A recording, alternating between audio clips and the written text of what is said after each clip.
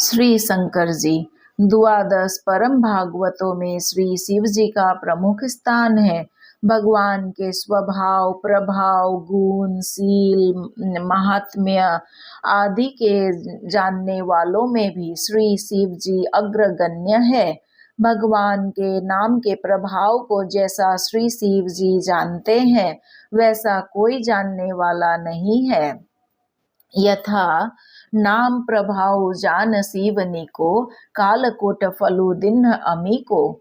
भगवान नीलकंठ श्री शिव जी का हलाहल पान इस बात का साक्षी है।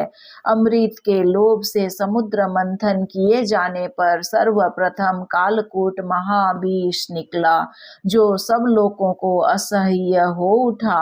देवता और दैत्य तक उसकी झार से झुलसने लगे। तब भगवान का संकेत पाकर सब के सब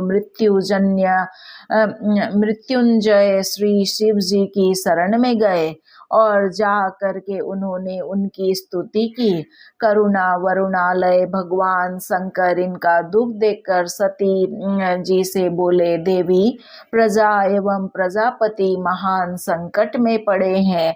इनके प्राणों की रक्षा करना हमारा कर्तव्य है।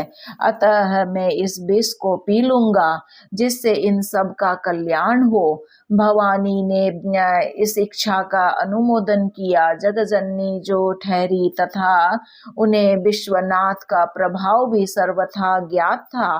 फिर तो श्री शिव जी ने यह कहकर कि श्री राम नाम खिल मंत्र बीजम मम जीवनम च हृदये प्रविष्टम। हलाहलम वा प्रलयानलम वा मृत्योर्मुखम वा विशताम कुतो भयम। अर्थात श्री राम नाम समस्त मंत्रों का बीज है, मेरा जीवन है तथा मेरे हृदय में प्रविष्ट होकर स्थित है।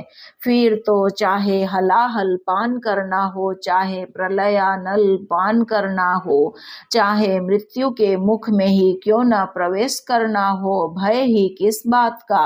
हलाहल विष भी पान कर लिया और आश्चर्य की बात यह है कि खायो कालकूट भयो अजर अमर तनु। हलाहल पान के प्रसंग से श्री शिव जी की निष्ठा तथा जीवों पर दया का भाव प्रकाश में आता है। श्री तुलसीदास जी कहते हैं कि जरत सकल सूर वृंद, विषम गरल जेहि पान किय। तेहि न भजसी मन मंद को, कृपाल शंकर सरीस। श्री शिव जी स्वयं निरंतर राम नाम जपते रहते हैं। यथा तुम पुनि राम राम दिन राति, सादर जपहु अनग आरती। संतत जपत शंभु अविनाशी।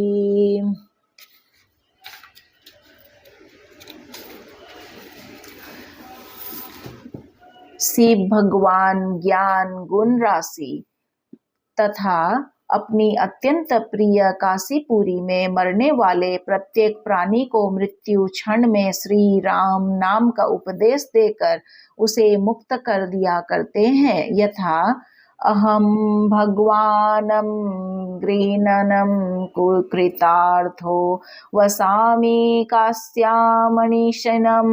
भावन्या मुमूर्षमान्नस्य विमुक्तये हम दिशामि मंत्रम तव राम नाम।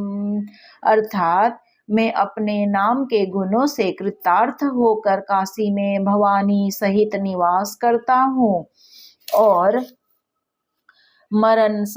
मरणासन्न प्राणियों की मुक्ति के लिए उनके कान में आपका मंत्र राम नाम का उपदेश करता हूँ।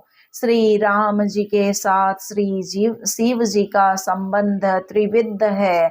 यथा सेवक स्वामी सखा सियपी के, अर्थात श्री शिव जी श्री सीतापति रामचंद्र जी के सेवक भी है, सखा भी है और स्वामी भी है। इस भाव का प्रकाश उस समय होता है जब श्री रामचंद्र जी ने सेतु बंधन के समय शिवलिंग की स्थापना की और उनका नाम रामेश्वर रखा। नामकरण होने के पश्चात परस्पर रामेश्वर शब्द के अर्थ पर विचार होने लगा।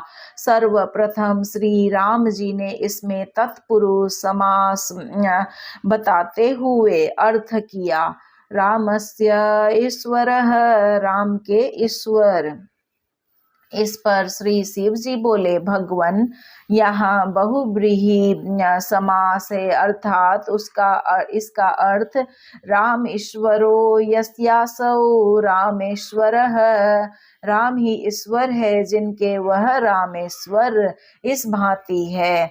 ब्रह्मादिक देवता हाथ जोड़कर बोले कि हे महाराज, इसमें कर्मधारय समास है, इसमें कर्मधारय समास है, अर्थात रामश्चासौ ईश्वरश्च, अथवा यो रामः स ईश्वरः, जो राम वही ईश्वर, ऐसा अर्थ है। इस आख्यायिका से तीनों भाव स्पष्ट है।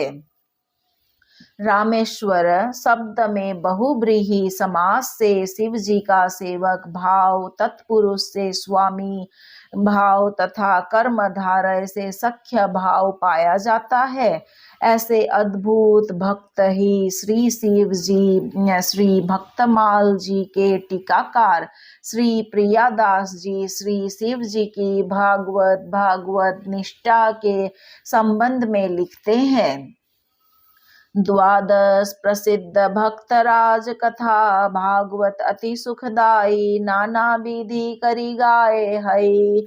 श्री शिव जी की बात एक बहुधा, न जानई को सुनी रस सानई, हियो भाव उर्जाए हई। सीता के वियोग राम विकल विपिन, देखी शंकर निपुण सती बचन सुनाए है। कैसे ये प्रवीण इस कौतुक नवीन देखौ, मने हु करत अंग वैसे ही बनाए है। प्रसिद्ध 12 भक्त राजों की सुख देने वाली कथाएं श्रीमद् भागवत आदि पुराणों में अनेक प्रकार से गाई गई है, परंतु शिव जी की एक बात को प्राय लोग नहीं जानते हैं। उस सुंदर कथा को सुनकर हृदय भक्ति रस में मग्न हो जाता है।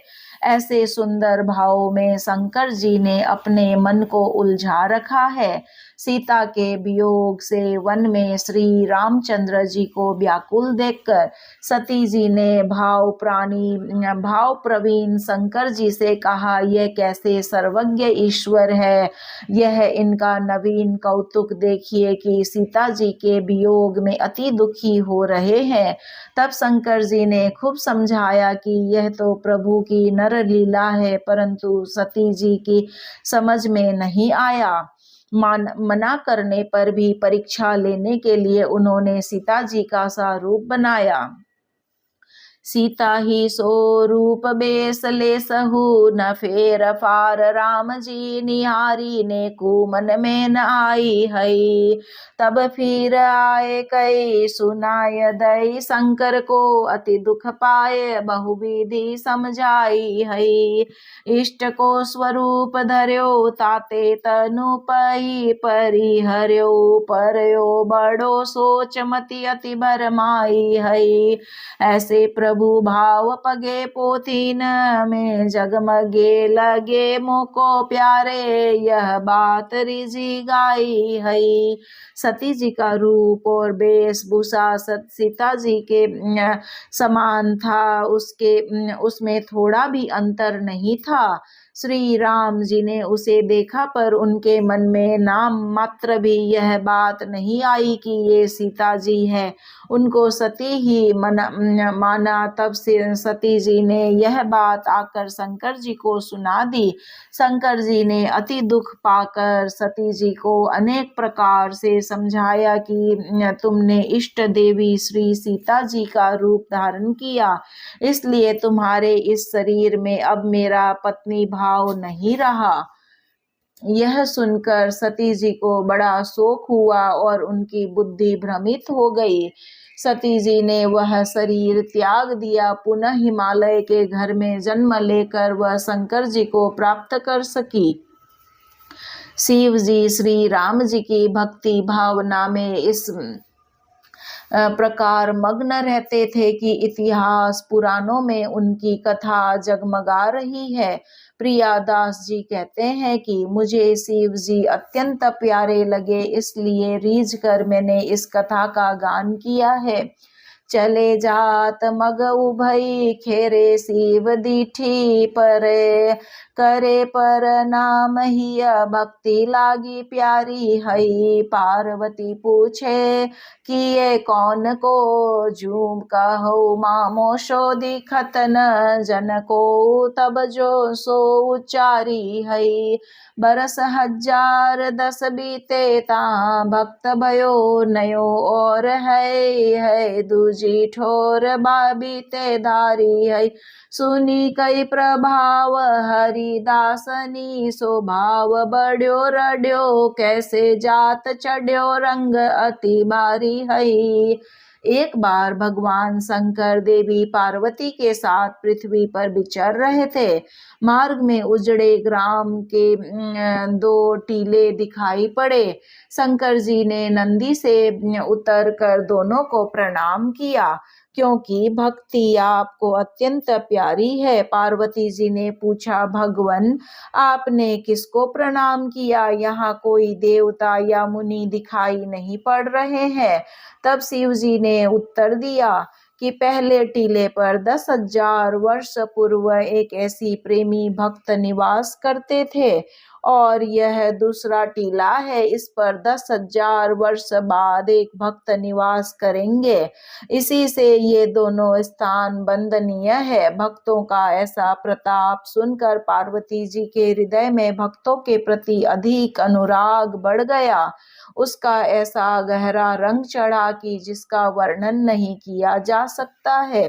श्री शिव जी की कहानी यहाँ संपूर्ण हुई। आगे की कहानी में हम सुनेंगे श्री सनकादि जी की कहानी।